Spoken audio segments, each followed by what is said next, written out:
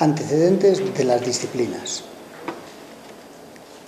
Desde antiguo existieron procedimientos capaces de llevar a las personas hacia estados de conciencia excepcionales en los que se yuxtaponía la mayor amplitud e inspiración mental con el entorpecimiento de las facultades habituales. Aquellos estados alterados presentaron similitudes con el sueño, la embriaguez, algunas intoxicaciones y la demencia. Frecuentemente la producción de tales anomalías fue asociada con entidades personales o animales, o bien con fuerzas naturales que se manifestaban precisamente en esos paisajes mentales especiales. A medida que se comenzó a comprender la importancia de aquellos fenómenos, se fueron depurando explicaciones y técnicas con la intención de dar dirección a procesos que en principio estaban fuera de control. Ya en épocas históricas, en las distintas culturas y con frecuencia a la sombra de las religiones, se desarrollaron escuelas místicas que fueron ensayando sus vías de acceso hacia lo profundo. Todavía hoy, en la cultura material, en los mitos, leyendas y producciones literarias, se pueden apreciar fragmentos de concepciones y prácticas grupales e individuales muy avanzadas para las épocas en que esas gentes vivieron. A lo profundo se llegó por el lado de las anomalías y también intencionando otros estados, como pasó con algunas religiones que tuvieron raptos de inspiración. Se las arreglaron para tomar contacto con lo profundo, y a veces sin la acción de agentes externos que no podrían controlar, como la acción de las drogas. Restos de la búsqueda hacia lo profundo tenemos en la alquimia, en algunas prácticas sostenidas de budismo, y por lo que nosotros sabemos, muestran un proceso intenso. Se busca la transformación personal a través de una vía mental. Encontramos también restos de prácticas profundas de tipo energético en los cultos dionisíacos, que fueron abolidos por el cristianismo triunfante, aunque esto no sea de todo cierto, porque el dionisismo dio mucha pelea a lo establecido y por tanto fue también perseguido ya en la antigua Grecia. Si damos un salto, nos encontramos en India con las Shivitas, que no tenía que ver con el dionisismo, y sin embargo tenía líneas de experiencia similares. Cuando surgen las mismas cosas en distintos lugares, algunos antropólogos creen que se han trasladado esos descubrimientos y pautas culturales de un lugar a otro. La realidad que es en distintas culturas se pudo haber llegado a registros similares. Esa simultaneidad de registros, sin influencia directa de unos en otros, se explica por contacto directo con ciertas franjas comunes de lo profundo, registro que se traduce en imágenes similares. Interesante. Preparación. Los oficios preparan para entrar en el trabajo de las disciplinas. Un oficio enseña a proporcionar internamente, a hacer equilibradamente. Se va adquiriendo proporción interna gracias a ese trabajo externo, mientras aparecen problemas de exactitud y de detalle. Hay un tono que asocia estados internos con operaciones externas. Una disciplina, en cambio, muestra un cambio de transformación interna. En los oficios se trabaja tratando de lograr pulcritud, proporción y orden, al mismo tiempo que se va logrando permanencia. Acá hay una llamada. Se aprende a trabajar equilibradamente y estos oficios pueden tener distintas temáticas. Pueden ser materiales, plásticos o perfumería, etc. Tienen sus reglas de trabajo, sus trucos y secretos de oficio. Lo único que hemos trabajado nosotros es alfarería, metales y por último los vidrios. Es una franja de trabajo que tiene que ver con los hornos, referido a sustancias que se transforman. Es distinto a la perfumería donde los fuegos son escasos. Solo se usa fuego cuando se preparan esencias y perfumes por medio de la destilación. Pero en toda la perfumería, excepto la sintética, el fuego no participa.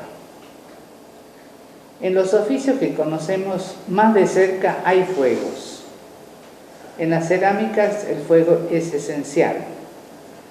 De todas maneras, es un interesante trabajo este oficio material y también el prolegómeno sobre esto, el trabajo sobre el fuego, que nos permite reproducir cómo se originó y cómo se produjo. Se lo inventó mucho después de haber aprendido a conservarlo.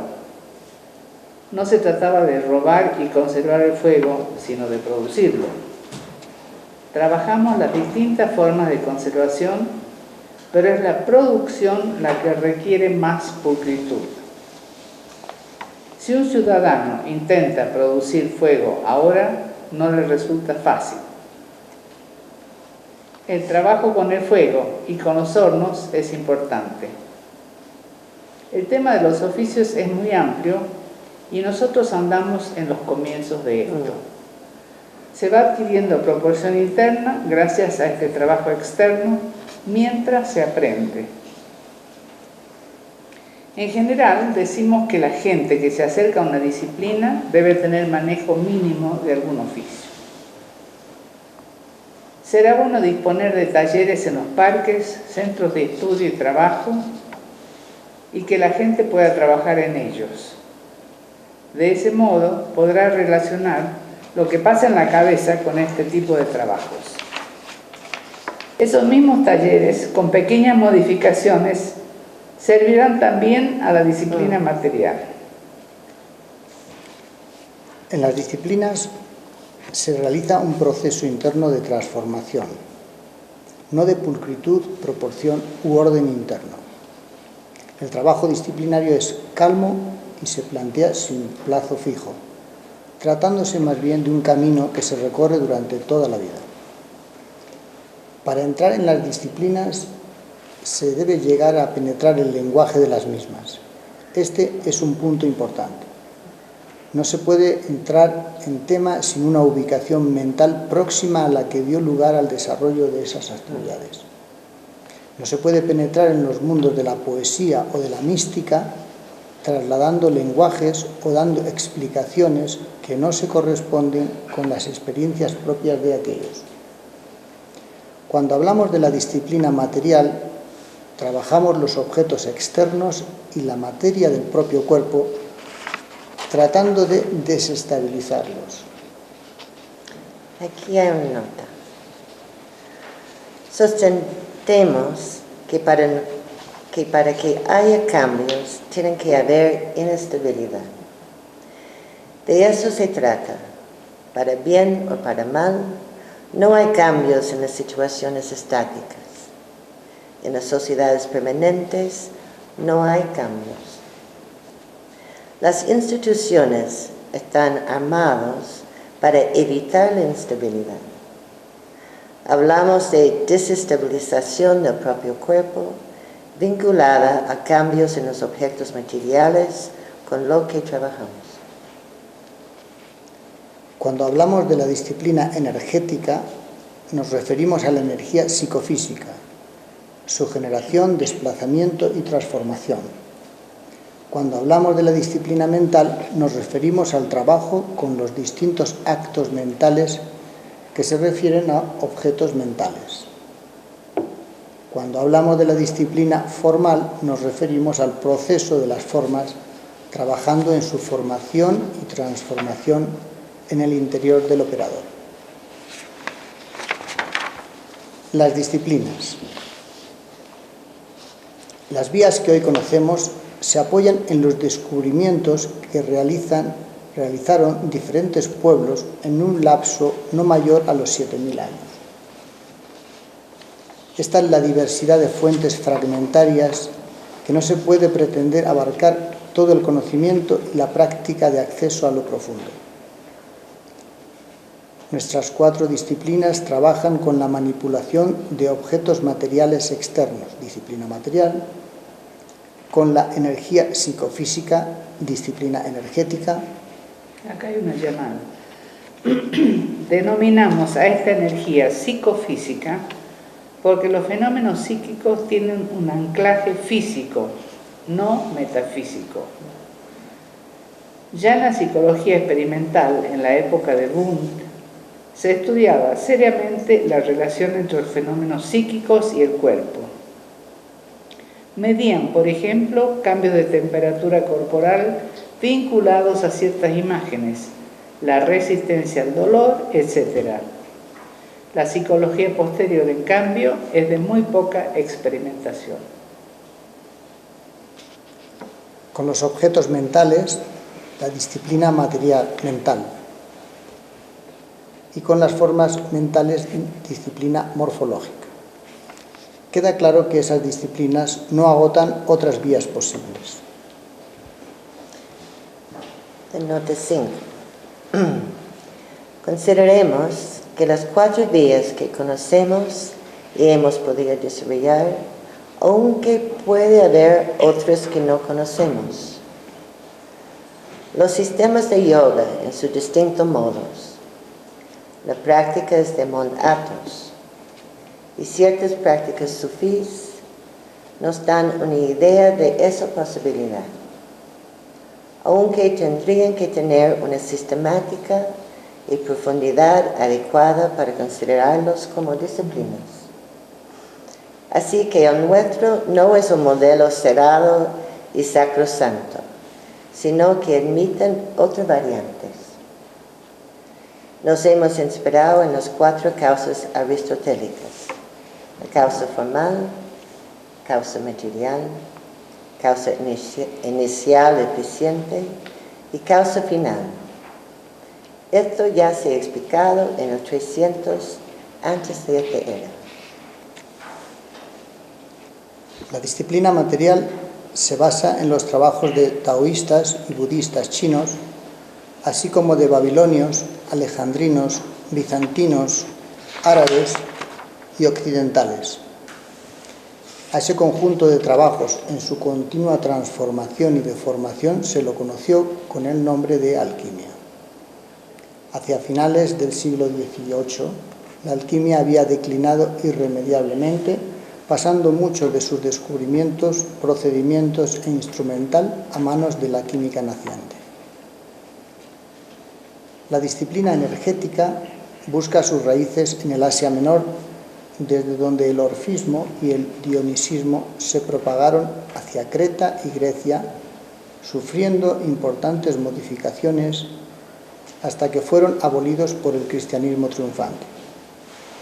También en algunas líneas sibaitas y del tantrismo se puede rescatar fragmentos de una experiencia extraordinariamente rica. La disciplina mental encuentra en el budismo su mayor fuente de conocimiento. Para favorecer las distinciones entre actos y objetos mentales, apela al lenguaje riguroso de alguna corriente filosófica contemporánea.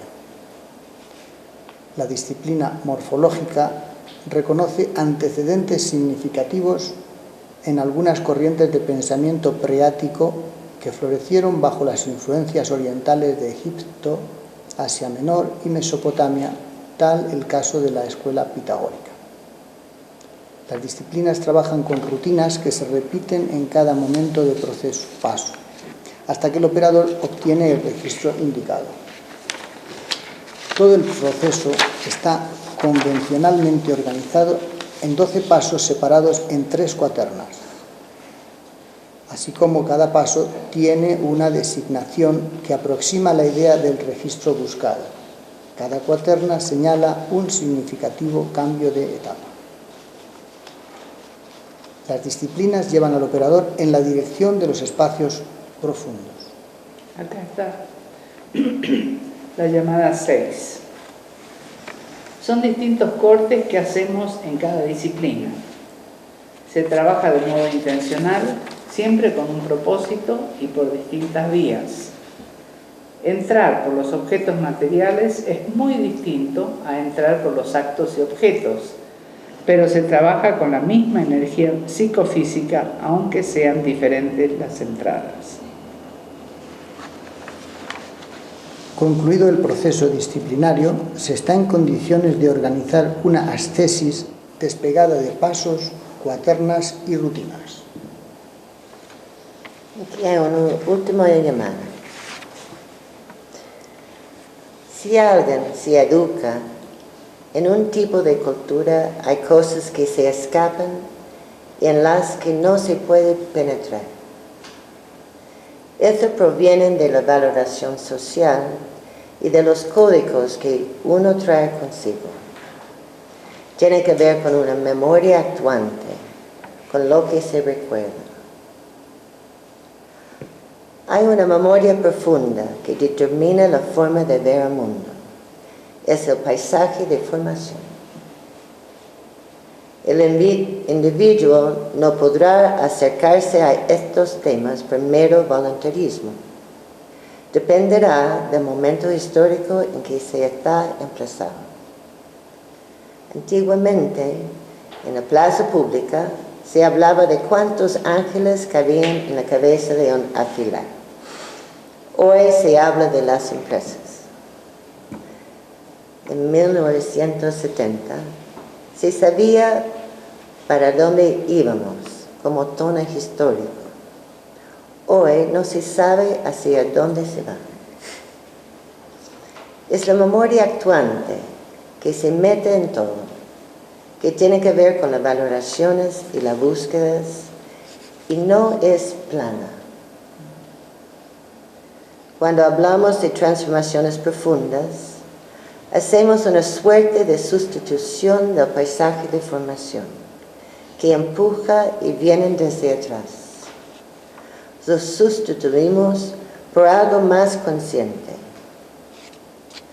Uno no es consciente del mundo en que se formó y, sin embargo, este paisaje actúa sobre uno mismo. Pero cuando lo sustituimos, reemplazamos ese mundo para movernos por los propósitos que nosotros formamos. Es un largo trabajo de formación de los propósitos que tiene que ver con valoraciones, con tonos efectivos y búsquedas. Es cosa seria. Es salir del paisaje de formación dado y entrar en un paisaje armado por uno mismo. Armar un propósito es armar un paisaje de formación diferente. También hay grandes modificaciones del paisaje de formación por accidentes sociales. A veces cambia y se viene abajo toda una posición frente al mundo. Es de que de pronto aparece un paisaje diferente que choca con lo establecido. Por ejemplo, hay que ver las transformaciones que se producen en la irrupción de las grandes religiones. Ahí hay un gran cambio en el tema de los paisajes. O se cambio por acción intencionada o se cambio por accidente. No hay otra. No hay otra. Hay un conflicto entre lo que se recuerda y lo que se vive hoy. Hay una gran diferencia y son las cargas afectivas las que deciden. Sin la carga afectiva, nada cambia, ya que esta es profundamente sinestésica y trabaja en los sentidos profundos y sus representaciones son profundas. Ahí termino.